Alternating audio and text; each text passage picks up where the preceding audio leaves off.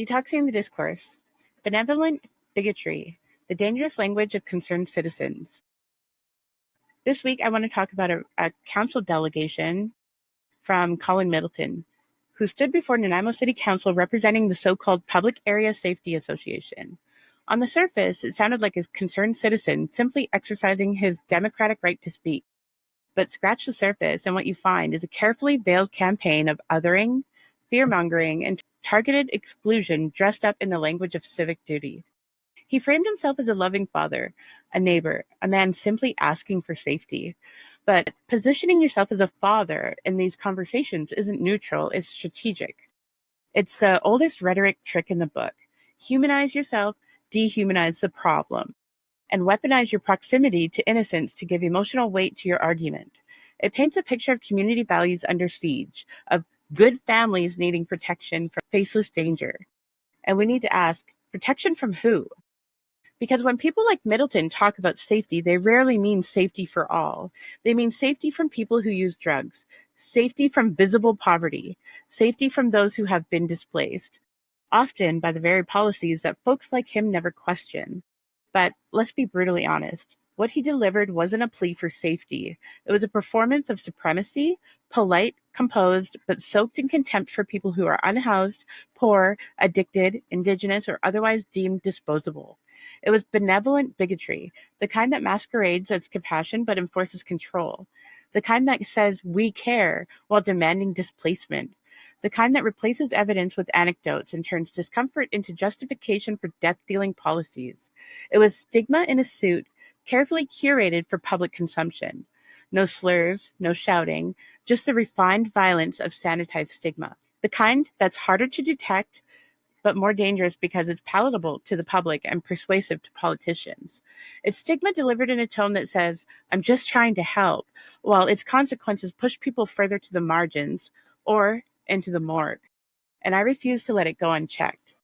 Because this is exactly how systems kill, not just with laws or lack of services, but with words, with language that softens cruelty, that makes oppression seem like logic, that uses the language of safety to justify exclusion, displacement, and death.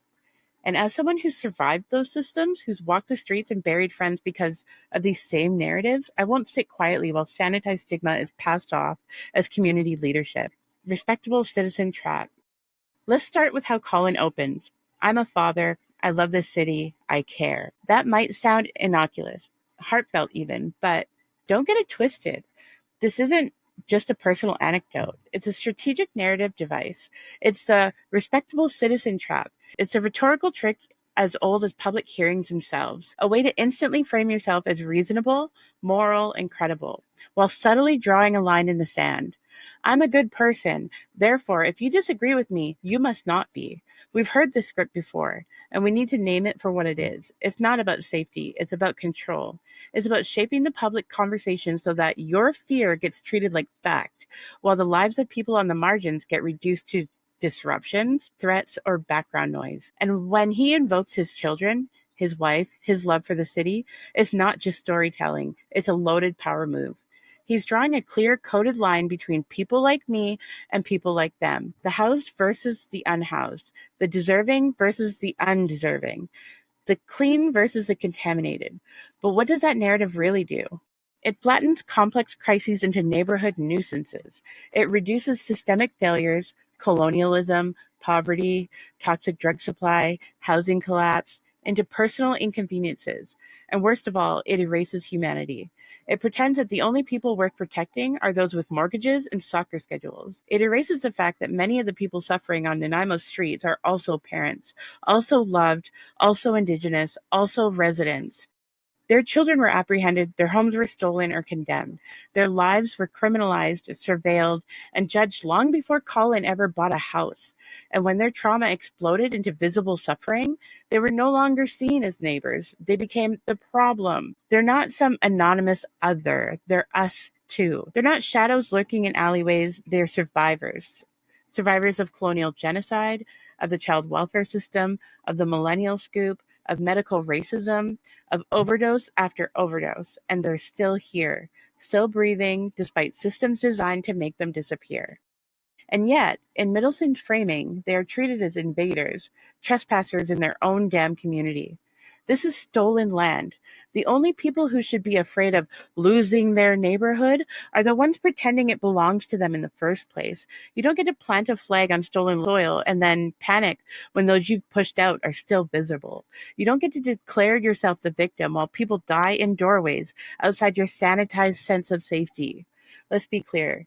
This respectable citizen framing is a weapon, and every time it goes unchallenged, it reinforces the idea that only some people belong and the rest can be swept away. Segment 2, Weaponizing Tragedy. Middleton shifts gears. He brings up a friend, a man who struggled with mental illness, fell into addiction, and died unhoused. On the surface, it seems like a moment of vulnerability, a human connection to a crisis that demands it. But look closer. This isn't compassion. It's a calculated move. Instead of using that story as a rallying cry for change, for housing, for safer supply, for decriminalization, for peer-led care, he uses it as an emotional shield. He takes that death and twists it into justification for fear, discomfort, and control. Let's be brutally honest again. You don't honor someone's memory by pushing policies that would have punished them while they were still alive. You don't claim love for someone who died in poverty, then fight against the very systems that could have kept them alive. He doesn't call for wraparound supports. He doesn't call for trauma-informed care. He doesn't demand the government scale up safe supply, fund Indigenous-led harm reduction, or fix the housing crisis. No.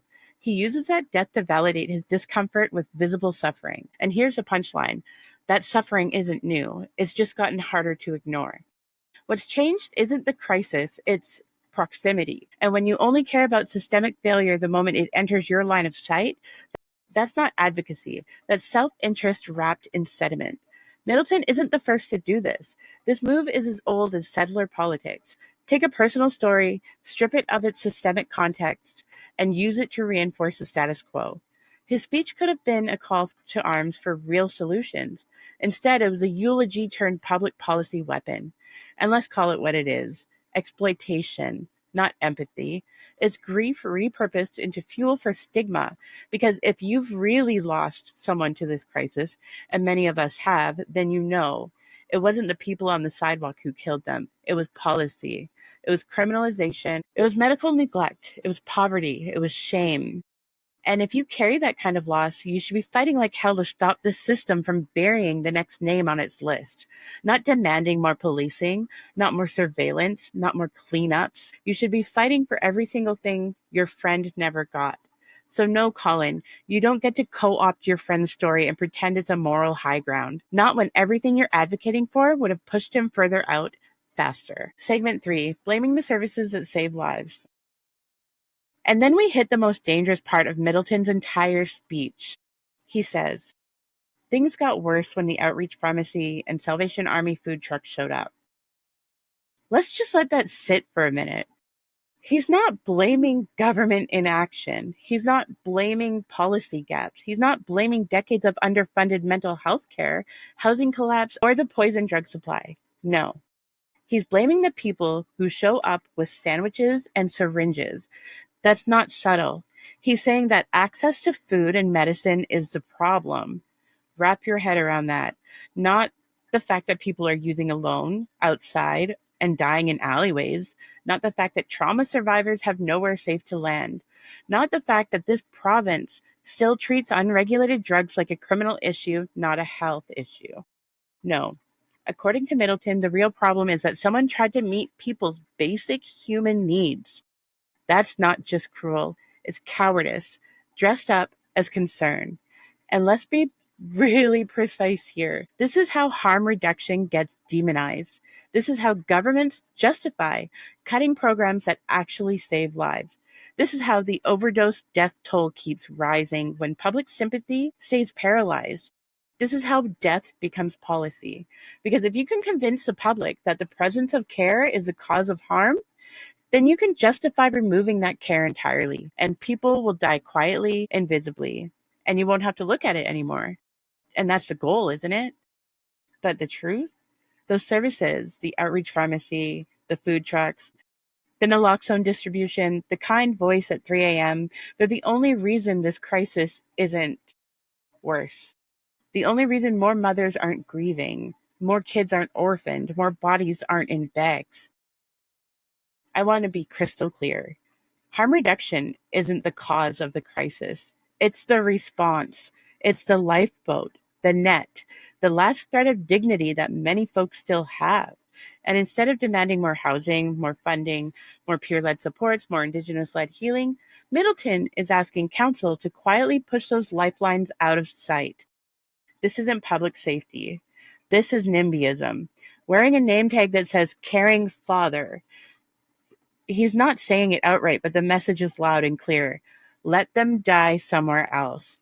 Wrapped in compassion speak, drenched in sanitized language, disguised as civic responsibility. Let's call it what it is. An attack on the only thing still working in a collapsing system. The last shred of humanity being publicly scapegoated. And we've seen this before. Blaming the food truck because you can't stomach the sight of hunger. Blaming the outreach pharmacy because you're too comfortable to confront structural violence. Middleton's message is not safety, it's surrender. Surrender to the politics of disappearance. Surrender to silence, stigma, moral convenience. And I won't let it stand. Segment 4, sanitizing stigma with pseudo-compassion. Middleton says it over and over. We have compassion, that they're at a loss, that they don't know how to help. But let me translate that for you in plain language. We don't want to see people suffering, but we're not willing to challenge the systems that create that suffering. This is passive complicity masquerading as care. It's a neat, sanitized package of denial wrapped in polite words. It's the exact same hollow compassion that lets voters cheer on politicians who slash funding for affordable housing, harm reduction, and mental health services, while simultaneously wringing their hands over tents in parks. They demand clean streets, but refuse to demand clean policies. It's the kind of compassion that comforts the housed and protected while pushing the unhoused further into criminalization, invisibility, and despair. It's a compassion that only extends as far as maintaining the status quo, as long as the suffering stays hidden and silent. This compassion isn't about healing or justice. It's about sanitizing stigma, polishing away the discomfort so the privileged can keep living their comfortable, detached lives. It's compassion with a blindfold on, one that refuses to see colonial violence, systemic neglect, or the racist and classist roots of the crisis. It comforts itself by claiming it cares, while simultaneously refusing to act. And this is dangerous, because refusing to challenge systemic harm is endorsing it. Doing nothing is complicity. If you truly have compassion, you don't not know how to help. You get uncomfortable, you get loud, you demand change. Middleton's repeated declarations of compassion are a performance, a script designed to deflect criticism while maintaining the current deadly status quo. The kind of compassion that looks the other way when people are left to die. We cannot accept this pseudo-compassion disguised as leadership. It's not just a failure of empathy. It's a betrayal of the very people these systems claim to serve. Fear is a policy tool. Middleton rattles off a list designed to trigger panic. Overdoses, discarded needles, loud shouting, tents pitched on private property, even swords confiscated during altercations. This litany isn't just information, it's a deliberate tactic. He's manufacturing fear, not diagnosing a problem, but stoking hysteria, turning public health into a public panic. But listen closely to what he doesn't say. He never mentions the obvious. BC is under a declared public health emergency. The toxic drug crisis is not a nuisance problem. It is a systemic catastrophe born of colonial violence, intergenerational trauma, and deliberate political neglect. He doesn't acknowledge that Nanaimo's most vulnerable residents are being brutalized, not by outreach services or harm reduction programs, but by poverty, lack of housing, and punitive policies. He omits the well-established evidence: harm reduction saves lives. Criminalization kills. The overwhelming data proves this, yet he sidesteps it entirely, erasing the root causes to paint a simplistic law and order picture. By leaving these truths out, his narrative becomes a weapon. It feeds the beast of policing, displacement, and surveillance. It hands policymakers a justification to escalate enforcement rather than provide support. It fuels cycles of trauma and death under the guise of public safety. This fear-mongering is not neutral. It's a policy tool, a tool wielded to legitimize repression, to scapegoat those already suffering, and to silence calls for transformative change. The real crisis is political and moral failure, not the people struggling on the streets. His silence on these truths isn't an accident, it's a choice, and that choice kills people. Segment 6. Who gets to feel unsafe? Collen Middleton paints a vivid picture of fear. Seniors too scared to leave their homes, children trapped indoors, neighbors traumatized by the chaos outside their windows. It's a compelling narrative. It demands empathy, right? But here's what he conveniently omits. The people on the streets, the ones his entire speech effectively condemns, are terrified too. They face constant assaults, theft, and violence. They are abandoned to overdose alone in dark alleys, unseen and unheard. There are women out there sleeping by themselves at night, waking up to strange men over top of them. These aren't faceless others. They're mothers, fathers, relatives, many Indigenous, Two-Spirit, and survivors of the child welfare system and colonial violence. People brutalized by systemic displacement and ongoing trauma. This is not merely a public safety issue.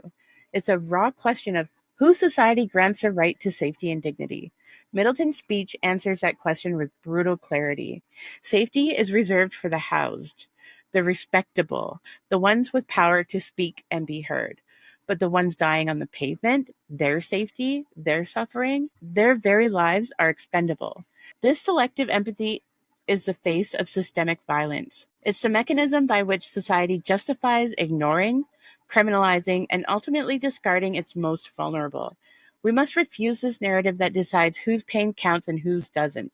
True safety means dismantling those systems of exclusion and embracing the humanity of all, especially those who have been historically erased and silenced. Segment 7, the real call to action. Collen Middleton closes his speech with a tired refrain. We need help. We don't know what to do. But this is not a crisis of ignorance. It's a crisis of will and a crisis of power. Here's what real leadership looks like. Here's what actual help demands. Fund peer-led overdose prevention grounded in lived experience and community wisdom, not expanded police patrols that only escalate harm and distrust. Peer leadership is proven, culturally safe, and life-saving. Build housing, real, accessible, low-barrier housing, designed and governed by those who have lived through homelessness and addiction. Anything less is a Band-Aid on a bleeding wound.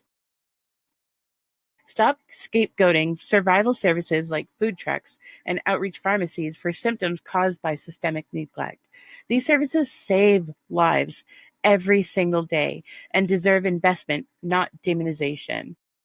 Center Indigenous leadership at every level of solution building. Indigenous people carry the knowledge, resilience, and right to self-determination necessary to heal this crisis at its roots. Most importantly, we must detox the discourse. Language cloaked in false compassion, polite sorrow, or neutral concern is deadly. It masks the violence of stigma, justifies displacement, and normalizes death.